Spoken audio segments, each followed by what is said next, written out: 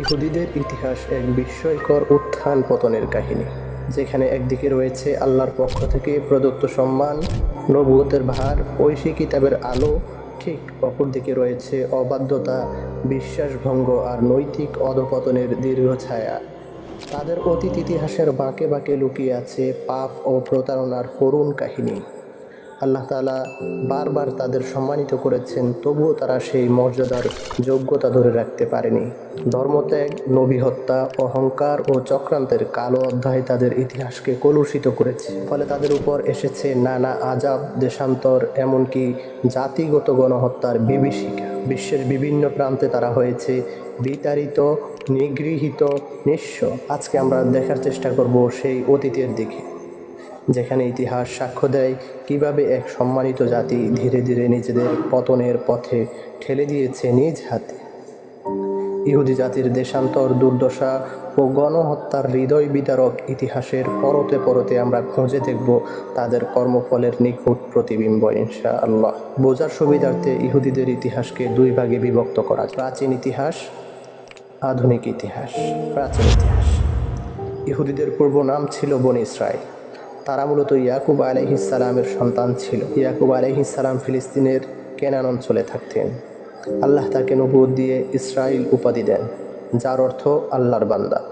এরই ভিত্তিতে তার সন্তানদের বনী ইসরাইল বলা হয়। বনী ইসরাইল ইউসুফ আলাইহিস সালামের জামানার কেনান থেকে মিশর গিয়ে সেখানে বাদশাহ হয়ে যায়। পরে আল্লাহর অবাধ্যতার ফলে ফিরআউনের গোলামে পরিণত হয়। মুসা আলাইহিস সালামের যুগে ফিরআউনের গোলামি জীবন থেকে মুক্ত হয়ে সিনাই মরুভূমিতে ফিরে আসে। ইউসা আলাইহিস সালামের নেতৃত্বে পবিত্র ভূমি ফিলিস্তিন বিজয় করে এবং তালুতের নেতৃত্বে জেরুজালেম বিজয় করে। দাউদ আলাইহিস সালামের নেতৃত্বে ফিলিস্তিনের বাদশাহে পরিণত হয় এবং সুলাইমান আলাইহিস সালামের সময় এমন বৈশ্বিক ক্ষমতা প্রাপ্ত হয় যা তার পূর্বে ও পরে কাউকে দেওয়া হয়নি। সুলাইমান আলাইহিস সালামের সময় মসজিদুল আকসাকে পুনর্নির্মাণ ও সম্প্রসারণ করা হয়। সুলাইমান আলাইহিস সালাম বনী ইসরাইলের বনী ইয়াহুদা গোত্রের সাথে সম্পৃক্ত ছিলেন। তার ইন্তেকালের পর ইয়াহুদা রাজত্ব শুরু করে, ফলে অন্য গোত্রগুলো তাদের বিরুদ্ধে যুদ্ধে অবতীর্ণ হয়। ফলাফলে ইহুদা বিজয় লাভ করে, আর সেখান থেকে বনী ইসরাইল ইহুদি নামে পরিচয় লাভ করে। একটা সময় ইহুদিরা আল্লাহর অবাধ্যতা আর সীমালঙ্ঘনে জড়িয়ে যায়। ফলে আল্লাহ তাআলা বাবেল বসবাসকারী আসিরিয়ানদের বাদশাহ বখতেনসরকে তাদের উপর চাপিয়ে দেয়, আর সে লক্ষ লক্ষ ইহুদিকে হত্যা করে বাকিদের গোলাম বানিয়ে নিজের সাথে ইরাক নিয়ে যায় এবং বাইতুল মাকদিস এর প্রতিটি ইট ধ্বংস করে।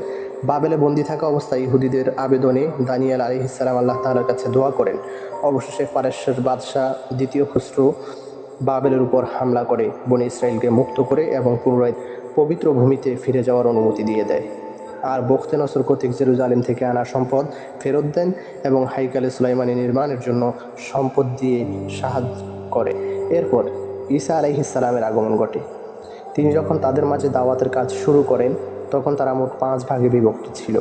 প্রথম দল ফারিসি ফিরকা, যারা আসমানি কিতাবের বিপরীতে নিজেদের বানানো তালমুদ আসমানি কিতাবের সমপর্যায়ের মনে করত, যেমনটি বর্তমানে গণতন্ত্র নামক কিতাবকে কোরআনের সমতুল্য মনে করা হয়।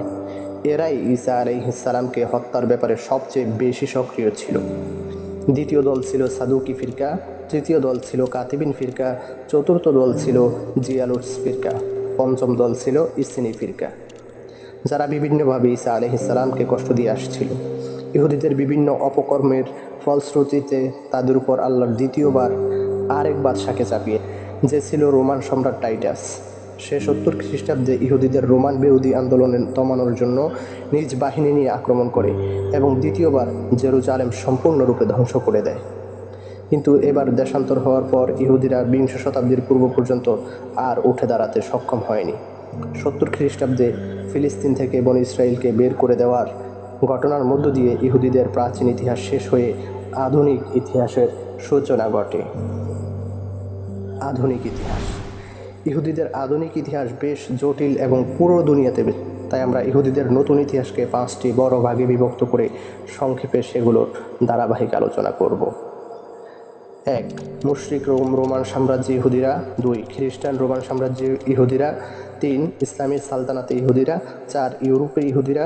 5. ফরাসি বিপ্লব থেকে ইসরায়েল প্রতিষ্ঠা পর্যন্ত ইহুদিরা।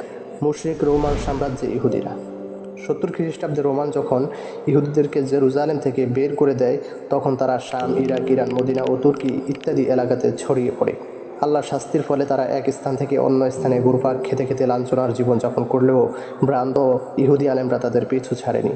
তাদের বোঝাতে থাকে যে আল্লাহর আযাব নয়, বরং এটি জুলুমের কারণেই তারা ফিলিস্তিন ছেড়েছে, তাই তাদের পুনরায় ফিরে যেতে হবে।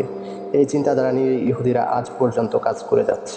খ্রিস্টান রোমান সাম্রাজ্য ইহুদিরা ধারাবাহিক দেশান্তর আর গণহত্যার শিকার হলেও চক্রান্ত থেকে তারা পিছিয়ে ছিল না কখনোই। তারা ইহুদি আলেম সেন্ট পৌলকে চক্রান্তের ধারাবাহিকতায় খ্রিস্টান ধর্মের মাঝে ঢুকিয়ে সত্যধর্ম খ্রিস্টকে বিকৃত করে দেয়। ইহুদিদের জন্য কঠিন বিভীষিকাময় মুহূর্ত ছিল যখন ঈসা আলাইহিস সালামের জন্মের 300 বছর পর রোমান সম্রাট খ্রিস্টান হয়ে যায়। এর ফলে তাদের উপর নেমে আসে অত্যাচারের খড়গ কৃপাণ। কারণ ইহুদিরা খোদার পুত্র ঈসাকে ঘৃণা করে এবং তাদের ধারণা মতে রোমানদের সাথে মিলে ঈসাকে শুলিতে চড়িয়েছিল, তাই তাদেরকে খ্রিস্টান হওয়ার জন্য বাধ্য করা হতো, অন্যথায় তাদেরকে হত্যা করা হতো। ইসলামী সালতানাতে ইহুদিদের উপর খ্রিস্টান কর্তৃক এ অত্যাচার 7ম শতাব্দী পর্যন্ত চলমান থাকে। আরবে 7ম শতাব্দীতে ইসলামের সূর্য উদিত হলে তারা জিজিয়া দিয়ে বেশ নিরাপদে থাকতে লাগলো, কিন্তু তাদের গাদ্দারি ও চুক্তিভঙ্গের কারণে তাদেরকে মদিনা থেকে বের করে দেওয়া হয়। পরবর্তীতে পুরো জাজিরাতুল আরব থেকে বের করে দেওয়া হয়। ইসলামের বিরুদ্ধে তারা বড় বড় চক্রান্ত করেছে। রাসূল সাল্লাল্লাহু আলাইহি ওয়াসাল্লামকে পর্যন্ত হত্যার চক্রান্ত তারা করেছিল।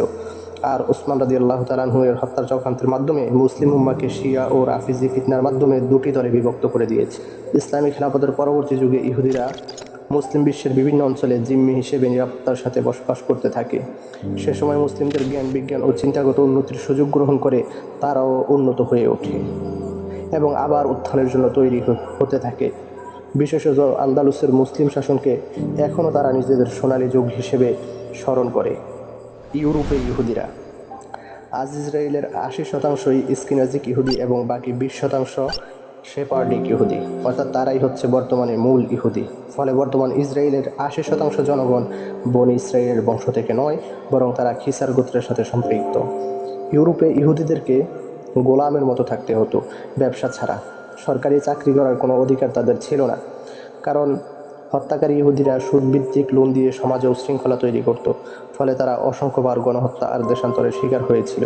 কিন্তু মার্টিন লুথারের রিফরমেশন আন্দোলন এই গণহত্যার মোড় ঘুরিয়ে দেয় এবং ইহুদিদের জন্য এটি ছিল এক অসামান্য পাপ। কারণ হলো তার আন্দোলনে খ্রিস্টানদের মধ্যে এমন একটি নতুন দলের জন্ম নেয় যারা ইহুদিদেরকে ধর্মীয় বড় ভাই মনে করে। এই দলকে আজ আমরা প্রোটেস্ট্যান্ট নামে চিনি। এছাড়া ব্রিটেনের বাদশাহ হেনরি অষ্টমের দ্বিতীয় স্ত্রী মেয়ে এলিজাবেথ যখন সিংহাসনের উত্তরাধিকারী হওয়ার জন্যে প্রোটেস্ট্যান্ট ধর্ম গ্রহণ করে, তখন এর মাধ্যমে পুরো ইংল্যান্ডে প্রোটেস্ট্যান্ট ধর্ম ছড়িয়ে পড়ে। এক পর্যায়ে ইংল্যান্ডে চার্চ অফ ইংল্যান্ড তৈরি হয়। 16শ শতাব্দীতে ইউরোপের রাজ্যগুলোতে 30 বছরের এক ধারাবাহিক যুদ্ধ শুরু হয়েছিল। রোমান ক্যাথলিক ও প্রোটেস্ট্যান্টদের মাঝে শত্রুতার রেশ ধরেই 30 বছরের এই ধারাবাহিক যুদ্ধ শুরু হয়। আর ওয়েস্টফেলিয়া নামক চুক্তির মধ্য দিয়ে যুদ্ধটি বন্ধ হয়, যেখানে বলা হয়েছিল যার যে মতবাদ ইচ্ছা গ্রহণ করার অধিকার থাকবে। ফলে পুরো ইউরোপে প্রোটেস্ট্যান্ট আলাদা একটি ধর্মের মর্যাদা লাভ করে। আর যেহেতু তারা ইহুদিদের ধর্মের বড় ভাই মনে করে, তাই ইহুদিদের জন্য ইউরোপে ভালো একটি অবস্থান তৈরি হয়ে গেল।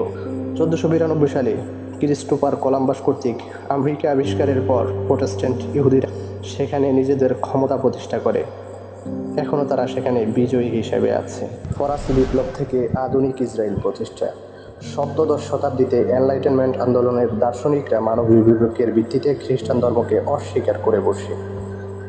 অন্যদিকে যারা মানবরচিত তালমুদকে ওহির সমতুল্য মনে করে, তারা 1789 সালের 4 জুলাই ফরাসি বিপ্লব ঘটায়। ফলে ধর্মীয় ক্ষমতা শেষ হয়ে গণতান্ত্রিক ব্যবস্থা বাস্তবায়িত হয়, আর এটি ইহুদিদেরকে তৃতীয় স্তর থেকে প্রথম স্তরের মানুষে পরিণত করে। আর এটি ছিল ইসরায়েল রাষ্ট্র প্রতিষ্ঠার প্রথম ধাপ। তারপর আরও কয়েকটি ধাপের উন্মোচন হয়। ফরাসি বিপ্লবের পর ইউরোপের অর্থনীতিতে অনেক পরিবর্তন দেখা যায়। তখন সেখানে মুক্ত অর্থনীতির নামে ব্যাংক ও নতুন অর্থ ব্যবস্থা চালু করা হয়। ইহুদিরা ছিল এই ময়দানের অগ্রদূত, কেননা তারা কয়েক শতাব্দী যাবৎ ইউরোপে ব্যাংক ও কারেন্সি ব্যবসা করে আসছিল। 18শ শতাব্দীতে তারা পুরো ইউরোপের উপর ঋণের বোঝা চাপিয়ে দেয়। ঋণের চাপের কারণেই ইউরোপের রাষ্ট্রগুলো ইহুদিদের আলাদা রাষ্ট্র প্রতিষ্ঠায় সাহায্য করতে বাধ্য হয়। 18 শতকের দ্বিতীয়ার্ধে তিনটি বিষয় ইসরায়েল রাষ্ট্র প্রতিষ্ঠার মূল ভূমিকা পালন করে। প্রথমত, রথসাইল্ড বংশ। এ বংশ আজও বিশ্বের বড় বড় ব্যাংকগুলোর মালিক। এ বংশ বিভিন্ন রাষ্ট্রকে ঋণ দিতে দিতে এক পর্যায়ে ইউরোপ ও ওসমানীয়দেরকে ঋণ দ্বারা আবদ্ধ করে ফেলেছিল। রথসাইল্ড বংশই ফিলিস্তিনে ইহুদিদের ভূমি ক্রয়ের জন্য মাল দেওয়ার পাশাপাশি সেখানে তারা নতুন জীবন শুরু করার জন্য সব ধরনের সাহায্য করেছিল। দ্বিতীয়ত, জায়োনিস্ট আন্দোলনের উত্থান। ফিলিস্তিনের একটি পাহাড়ের নাম সাহিউন, যার নামে তাদের নাম রাখা হয়েছে সাহুনিয়ত বা জায়োনিজম। আর যারা এর বিশ্বাস লালন করে তাদেরকে জায়োনিস্ট বলে। এর দ্বারা উদ্দেশ্য হলো ইহুদি ও সে সকল ব্যক্তি ও সংগঠন যারা ইসরায়েল রাষ্ট্র প্রতিষ্ঠা বা প্রতিশ্রুত ভূমি দখলের জন্য প্রচেষ্টা করেছে। এই আন্দোলনের ভিত্তি সুইজারল্যান্ডের থিওডর হার্জেল নামক এক ইহুদির হাতে স্থাপিত। 1917 সালে প্রথম বিশ্বযুদ্ধের পর রথসাইল্ড বংশের প্রধান এডমন্ড, যে তখন ব্রিটেনের মন্ত্রিসভার সদস্য ছিল, ব্রিটেনের পররাষ্ট্রমন্ত্রী বেলফোরকে একটি চিঠি লেখে। এই চিঠির জবাবে বেলফোর যে চিঠি লিখেছিল সেটি ইতিহাসে বেলফোর ঘোষণা হিসেবে পরিচিত। এই বেলফোর ঘোষণা মূলত ব্রিটেনের পক্ষ থেকে গ্রেটার ইসরায়েল প্রতিষ্ঠার অনুমতির ঘোষণা। তৃতীয়ত, উসমানী খিলাফত ধ্বংসের জন্য গ্রেট গেম বাস্তবায়ন। ইসরায়েল রাষ্ট্র প্রতিষ্ঠার ক্ষেত্রে সবচেয়ে বড় বাধা ছিল উসমানী খিলাফত। তাই উসমানী খিলাফতের সর্বশেষ শক্তিমান খলিফা আব্দুল হামিদকে গোপনে মোটা অঙ্কের ঘুষ দিয়ে তাদের এই আকাঙ্ক্ষা পেশ করলে দ্ব্যর্থহীন ভাষায় তিনি তা প্রত্যাখ্যান করে দেন। তাই তারা নিশ্চিত হলো যে উসমানী খিলাফত ধ্বংসই এর একমাত্র সমাধান। তারা প্রথমে ইউরোপে ওসমানীয়দের দুর্বল করে। এক্ষেত্রে আর্মেনিয়া, বসনিয়া ও বলকানের ষড়যন্ত্র ছিল অনেক গুরুত্বপূর্ণ। অবশেষে বলকান যুদ্ধ ও প্রথম বিশ্বযুদ্ধের চক্রান্ত ও বিভিন্ন গোপন চুক্তির মাধ্যমে মুসলমানদের মূল কেন্দ্রকে খতম করে দেওয়া হয়। ফলে ইসরায়েল রাষ্ট্র প্রতিষ্ঠায় আর কোনো বাধা থাকল না।